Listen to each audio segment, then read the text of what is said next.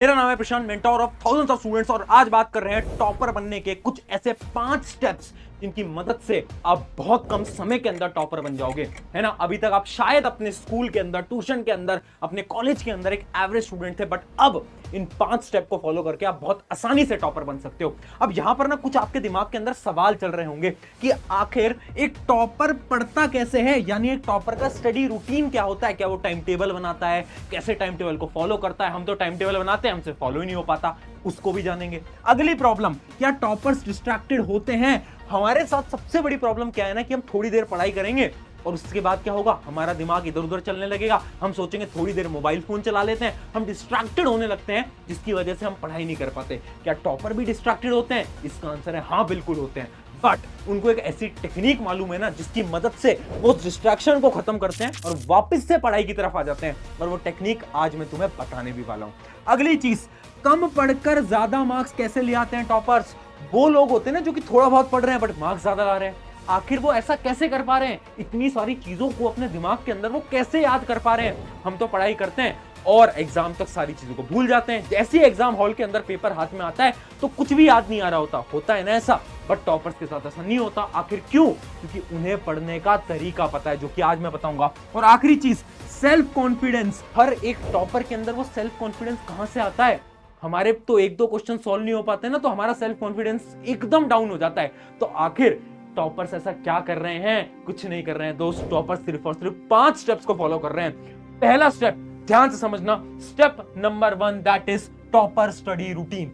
Topper study routine के basically 3 तरीके हैं, यानी 3 स्टेप्स हैं। सबसे पहला स्टेप है डोंट मेक टाइम टेबल। हाँ, तुम्हारे दिमाग में सवाल चलता है ना कि टाइम टेबल बनाएंगे, फिर वो टाइम टेबल फॉलो नहीं हो पाता, यही कर रहे हो ना। But toppers do not make time table. तो करना क्या है?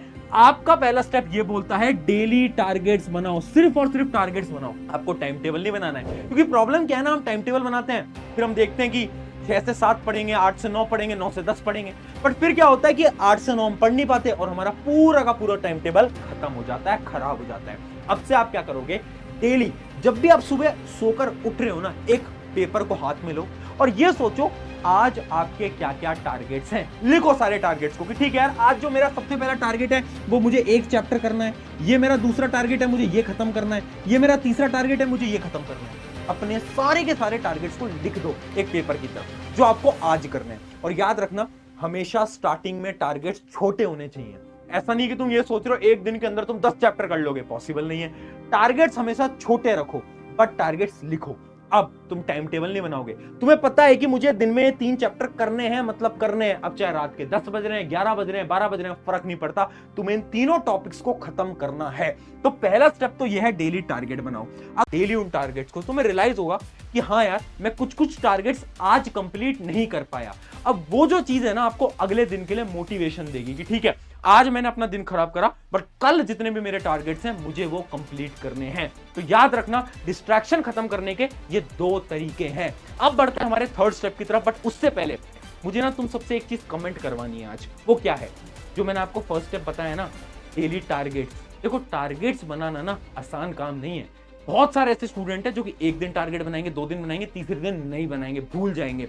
इस वजह से आज तुम कमेंट में लिखोगे, अगर तुम तैयार हो करने के लिए अगले 7 दिन के लिए, yes I will make targets, मैं टारगेट्स बनाऊंगा या बनाऊंगी।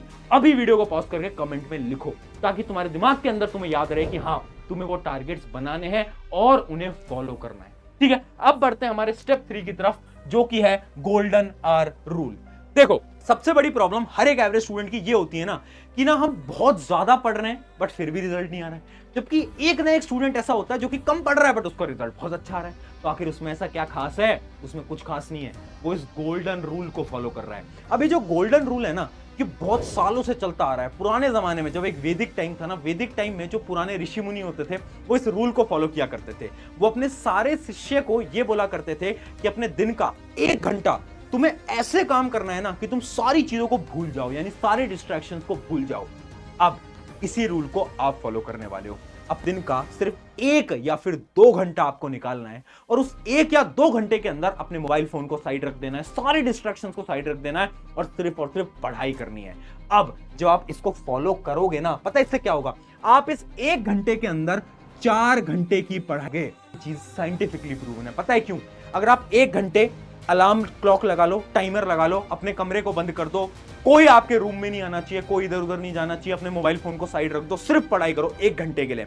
जब आपका सारा ब्रेन 1 घंटे पढ़ाई पे फोकस्ड रहेगा ना, तो आपकी जो प्रोडक्टिविटी होगी, यानी आप 1 घंटे के अंदर 4 घंटे का काम कर सकते हो। ये बहुत बड़ी सच्चाई है। तो आप भी इसको फॉलो करना, गोल्डन आवर रूल को आप डेली फॉलो करके ट्राई करो इसको, बहुत ज्यादा मदद आपकी इससे होने वाली है।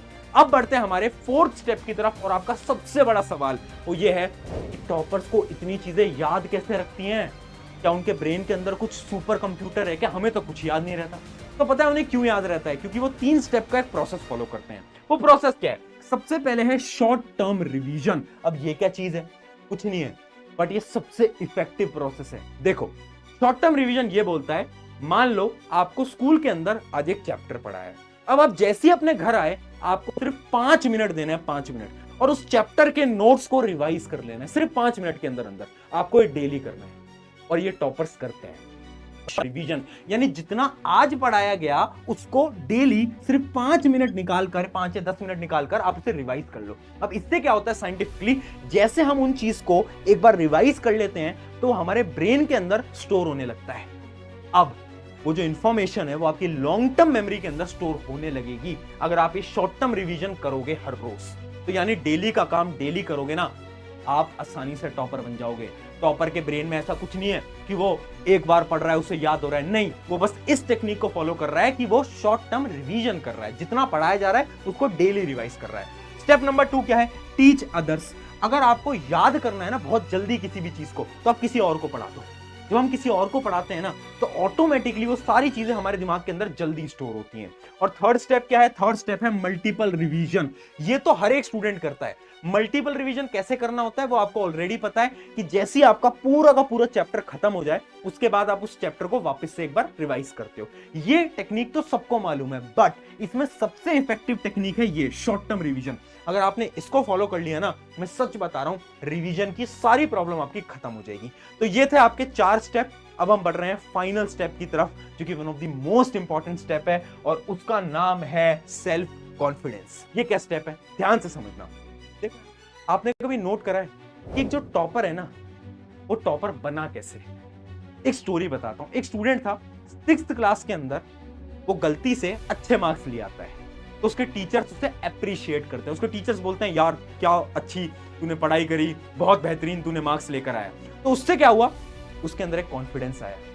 उस कॉन्फिडेंस की वजह से वो अगले साल पढ़ाई करता है, 7th के अंदर भी टॉप करता है, 8th के अंदर भी टॉप करता है, 9th के अंदर भी टॉप करता है, 10th के अंदर भी टॉप करता है। तो यानी टॉपर कैसे बना? टॉपर बना सेल्फ कॉन्फिडेंस से, और ये रियलिटी है। इसके ऊपर एक स्टडी की गई थी जिससे कि ये पता चला कि जितने भी स्टूडेंट्स हैं ना जो कि बचपन से टॉप कर रहे हैं, वो इसलिए कर रहे हैं क्योंकि बचपन में उन्हें कभी ना कभी एक एप्रिसिएशन मिला, और उस एप्रिसिएशन की मदद से उनके अंदर एक कॉन्फिडेंस आया, जिसकी वजह से वो हर साल पढ़ के टॉप कर पाते हैं। तो तुम्हें क्या करना है? तुम्हें खुद पे भरोसा रखना है, विश्वास रखना है। मेरे दोस्त, अगर तुमने खुद के अंदर भरोसा दिखाया ना, अगर तुमने खुद से बोला, हर रोज शीशे में खड़े हो जाओ और बोलो कि मैं कर सकता हूं, मैं कर सकती हूं, अगर अंदर से, मैं सच बता रहा हूं, तुम बहुत इजीली पढ़ोगे, बहुत अच्छी तरीके से पढ़ोगे, और टॉपर तो बहुत आसानी से बन जाओगे। कोई बड़ी चीज नहीं है। On this note, I hope ये 5 के 5 पॉइंट्स आपको समझ आए होंगे। इन 5 पॉइंट्स को फॉलो करना आपकी बहुत ज्यादा मदद होगी। और याद रखना, ये सारी चीजें अगर आज आप देख के चले गए, कोई फायदा नहीं होगा।